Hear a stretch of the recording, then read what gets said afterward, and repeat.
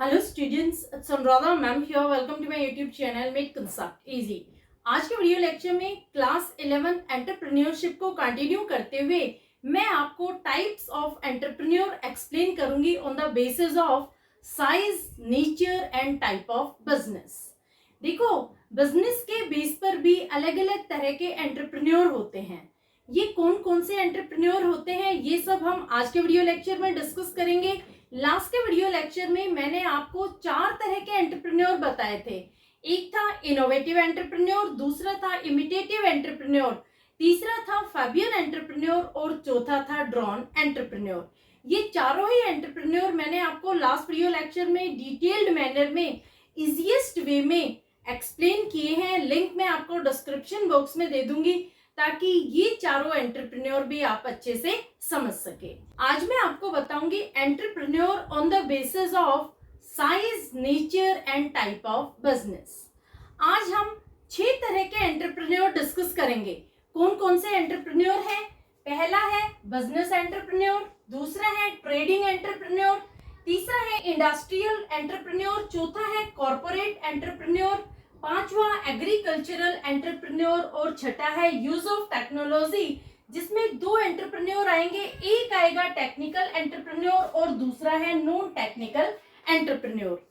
तो सारे एंटरप्रेन्योर मैं आपको इजीएस्ट मैनर में एक्सप्लेन कर रही हूँ। सबसे पहले मैं आपको बताती हूँ बिजनेस एंटरप्रेन्योर कौन होता है।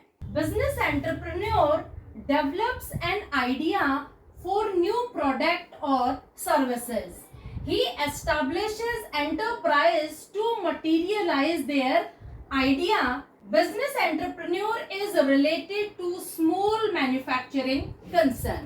देखो, बिजनेस एंटरप्रेन्योर ऐसे एंटरप्रेन्योर होते हैं जो आइडिया डेवलप करते हैं फॉर न्यू प्रोडक्ट और सर्विस। यानी उनके माइंड में एक इनोवेटिव आइडिया आता है नया प्रोडक्ट बनाने का या नई सर्विस प्रोवाइड करने के लिए। उस आइडिया को वो मटेरियलाइज करते हैं। मटेरियलाइज करने का मतलब क्या हुआ कि वो उस आइडिया को रियलिटी में कन्वर्ट करते हैं। वो एस्टैब्लिश करते हैं एक एंटरप्राइज। एंटरप्राइज को एस्टैब्लिश करके वो प्रॉफिट अर्न करते हैं। यानी जो आइडिया उन्होंने डेवलप किया था, अब उस आइडिया को एक्चुअली में वो कन्वर्ट कर रहे हैं, उस आइडिया को मटेरियलाइज कर रहे हैं, यानी एक बिजनेस एंटरप्राइज सेटअप कर रहे हैं। अब देखो, जो बिजनेस एंटरप्रेन्योर होते हैं ये रिलेटेड होते हैं स्मॉल मैन्युफैक्चरिंग कंसर्न से। यानी यहाँ पर जो प्रोडक्ट डेवलप किए जाते हैं, प्रोडक्ट मैन्युफैक्चर किए जाते हैं, वो स्मॉल स्केल यूनिट्स होती हैं, वो बिग इंडस्ट्रीज नहीं होती। तो समझ आया आपको बिजनेस एंटरप्रेन्योर कौन होते हैं? बिजनेस एंटरप्रेन्योर ऐसे एंटरप्रेन्योर होते हैं जो एक इनोवेटिव आइडिया डेवलप करते हैं नया प्रोडक्ट बनाने के लिए या नई सर्विस प्रोवाइड करने के लिए। बाद में उस इनोवेटिव आइडिया को वो रियलिटी में कन्वर्ट करते हैं, यानी वो उस आइडिया को मटेरियलाइज करते हैं एक बिजनेस एंटरप्राइज सेटअप करके। अब देखो, मेजॉरिटी ऑफ एंटरप्रेन्योर इसी फील्ड से रिलेटेड होते हैं, इसी कैटेगरी में आते हैं, बिजनेस एंटरप्रेन्योर की कैटेगरी में, क्योंकि ज्यादातर एंटरप्रेन्योर मैन्युफैक्चर करते हैं प्रोडक्ट को, वो प्रोड्यूस करते हैं प्रोडक्ट को और मार्केट में सेल करते हैं। तो क्लियर हुआ आपको बिजनेस एंटरप्रेन्योर। दूसरा आता है trading entrepreneur. Trading entrepreneur undertake trading activities which may be domestic or overseas. They identify potential market for their product. They demonstrate to promote their business. अब देखो, जो ट्रेडिंग एंटरप्रेन्योर होते हैं ये बिल्कुल अपोजिट होते हैं बिजनेस एंटरप्रेन्योर के, क्योंकि ये कोई भी प्रोडक्ट प्रोड्यूस नहीं करते।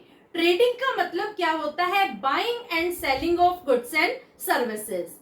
ये फिनिश्ड प्रोडक्ट को परचेज करके उसे मार्केट में सेल करते हैं। They undertake trading activities. Trading activities का मतलब यही होता है कि ये फिनिश्ड प्रोडक्ट को परचेज करते हैं और फिर उसे वो मार्केट में बेचते हैं। अब देखो, जो मार्केट है वो डोमेस्टिक भी हो सकता है और ओवरसीज भी। डोमेस्टिक का मतलब क्या हुआ कि मार्केट विद इन कंट्री भी हो सकता है और ओवरसीज यानी आउट ऑफ द कंट्री भी हो सकता है। यानी जो वो परचेज कर रहे हैं वो अपनी कंट्री में परचेज करके आउटसाइड कंट्री में सेल कर सकते हैं या आउटसाइड कंट्री से परचेज करके अपनी कंट्री में सेल कर सकते हैं।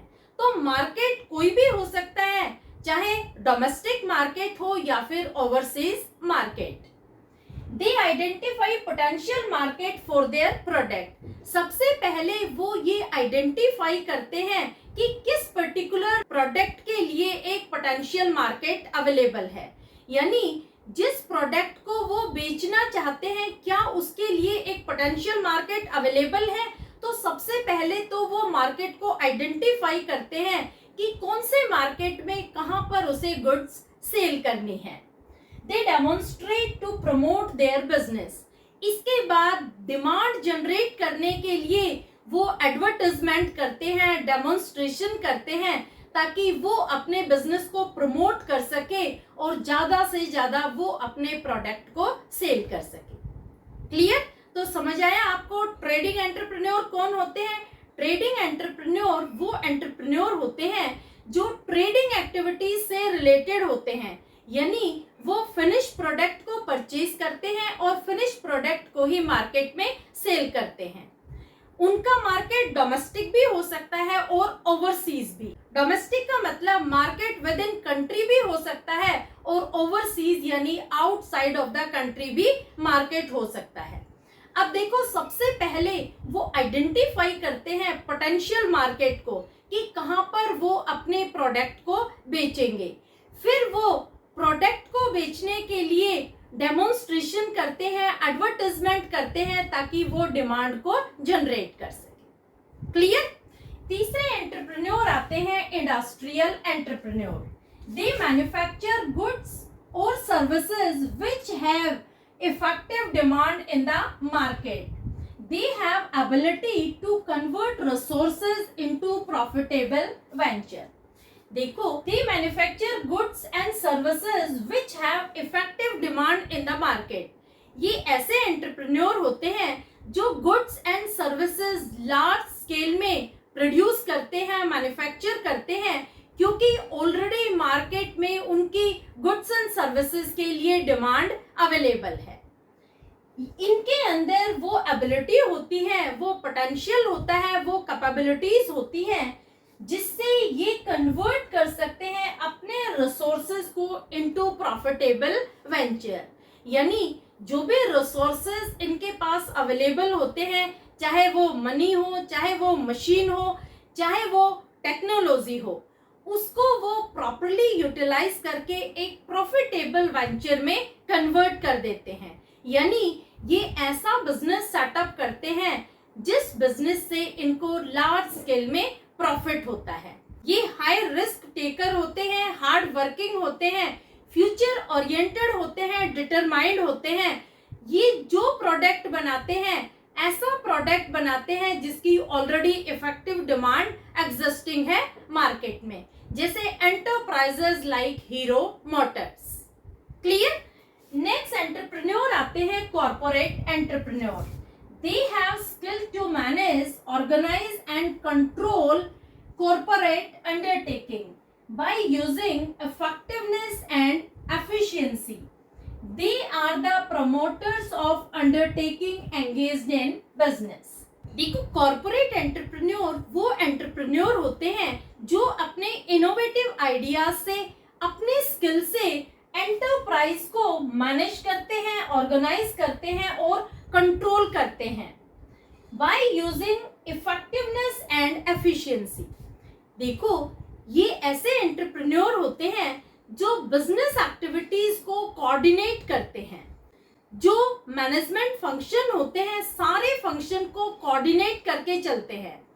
सबसे पहले ये प्लानिंग करते हैं, फिर ये ऑर्गेनाइजिंग करते हैं। ऑर्गेनाइज करने का मतलब क्या हुआ कि ये फंक्शनल स्ट्रक्चर सेट करते हैं, बिजनेस का एक फ्रेमवर्क बनाते हैं, responsibility and authority relationship setup करते हैं। इसके साथ साथ ये बिजनेस को कंट्रोल भी इफेक्टिवली करते हैं। कंट्रोल करने का मतलब क्या हुआ हुआ कि एक्चुअल परफॉर्मेंस और प्लान्ड परफॉर्मेंस को ये कंपेयर करते हैं कि कोई डेविएशन तो अराइज नहीं हो रहा।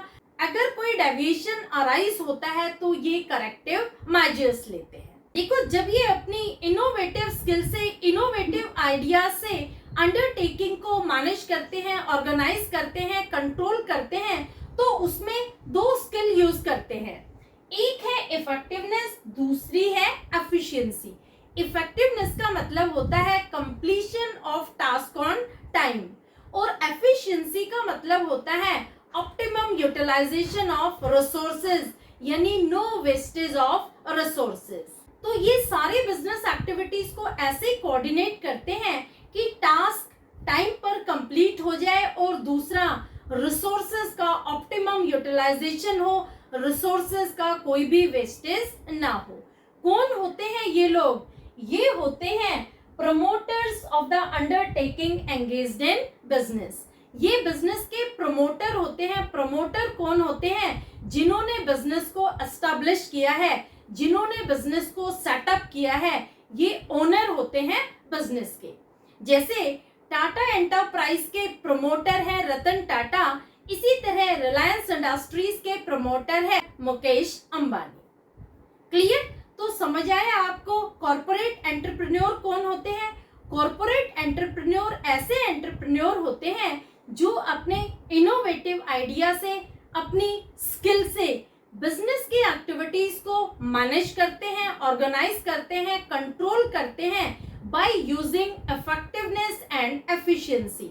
इफेक्टिवनेस का मतलब होता है completion of task on time, and efficiency का मतलब होता है ऑप्टिमम यूटिलाइजेशन ऑफ रिसोर्सेज, यानी no wastage of resources.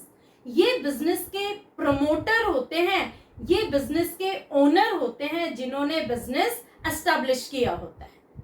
Clear? Next entrepreneur आते हैं agricultural entrepreneur. They undertake agricultural और अलाइड एक्टिविटीज टू एग्रीकल्चर।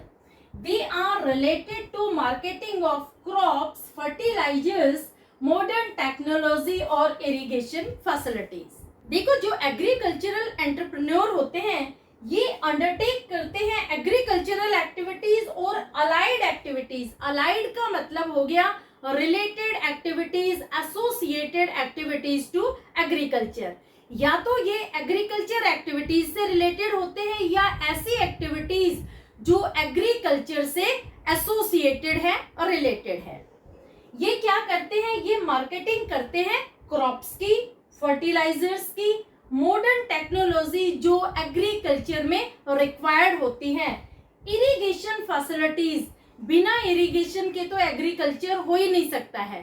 तो ये ऐसी एक्टिविटीज की मार्केटिंग करते हैं जो एग्रीकल्चर से रिलेटेड होती है। क्लियर?